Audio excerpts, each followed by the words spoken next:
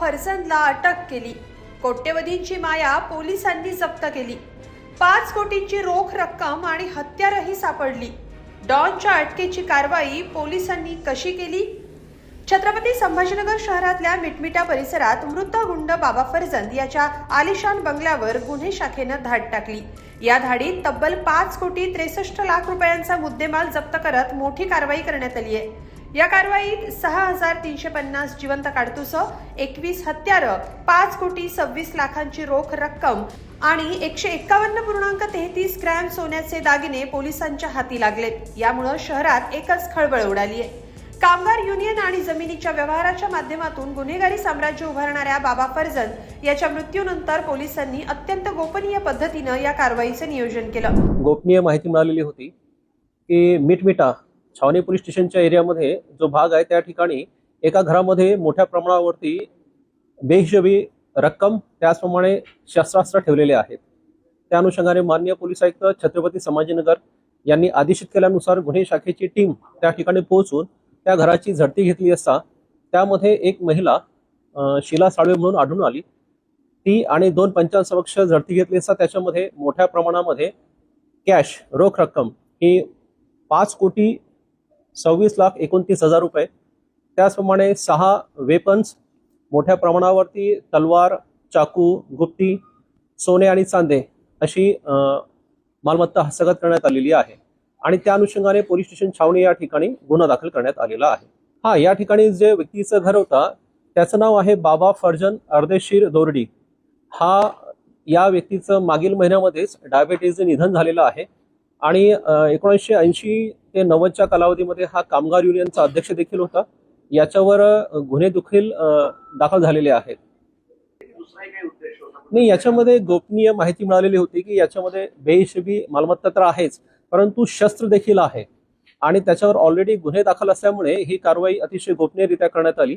याच्यामध्ये आपल्याला pistols, rifles आणि मोठ्या प्रमाणामध्ये काडतुसांची संख्या सुद्धा जिवंत काडतुसे 6350 काडतुस जिवंत काडतुस मिळालेली आहे। याच्यामध्ये आपल्याकडे 2 पिस्टल आहेत मॅगझिनसह, 4 रायफल्स आहेत। याच्यामध्ये म्हणजे 12 बोरचे रायफल आहे, .22 रायफल आहे आणि जे काडतुस आहेत ते सर्वच प्रकारची काडतुस याच्यामध्ये इन्व्हॉल्व आहेत। याच्यामध्ये जी वेपन्स आहेत ही वेपन्स ही परवाना असलेली वेपन्स आहेत। 4 वेपन्स, 2 वेपन्सची परवान्याच्या संदर्भात आम्ही चौकशी करत आहोत आणि हे वेपन्स वापरली किंवा कसे याचा सुद्धा तपासाचा एक भाग आहे, तो आपल्याला पुढे कळवण्यातच येईल। काडतुसांची संख्या ही 6350 आहेत।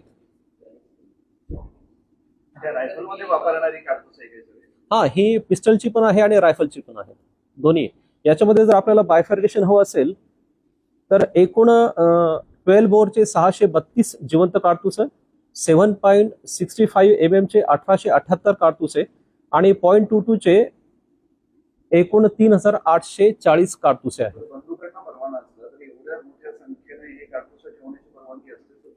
त्याचाच हा तपासाचा एक भाग आहे, म्हणून आम्ही ती जप्त केलेली आहेत आणि पुढील कारवाई करत आहोत। आता ही जी कारवाई आहे ही 10 तारखेला म्हणजे कालच झालेली आहे। रात्रीला उशिरा गुन्हा दाखल करण्यात आलेला आहे। तपास आता जे आमचे छावणी पोलीस स्टेशनचे प्रभारी अधिकारी आहेत त्यांच्याकडे दिलेला आहे। समोर तपासामध्ये त्यांच्याकडनं जर आम्हाला काही विचारणा आली तर त्या अनुषंगाने सुद्धा तपास करण्यात येईल। गोपनीय सूत्रांद्वारे ही माहिती मिळालेली आहे। शुक्रवारी पहाटे सुरू झालेली ही धाड तब्बल 21 तास सुरू होती। शहर पोलीस गुन्हे शाखा, आर्थिक गुन्हे शाखा आणि वरिष्ठ अधिकाऱ्यांच्या संयुक्त पथकानं बंगल्याची कसून झडती घेतली।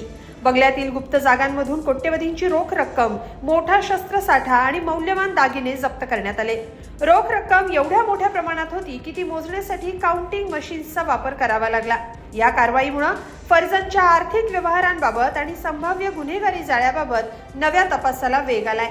आर्थिक गुन्हे शाखेने जप्त केलेल्या रोख रकमेचा स्रोत, शस्त्रसाठ्याचा वापर आणि संबंधित मालमत्तेची चौकशी आता सुरू आहे। या प्रकरणात आणखी धक्कादायक माहिती समोर येण्याची शक्यता पोलिसांकडून व्यक्त केली जाते। याबाबत तुम्हाला काय वाटतं? कमेंटमध्ये नक्की लिहा आणि lokmat.com ला सबस्क्राइब करा। धन्यवाद।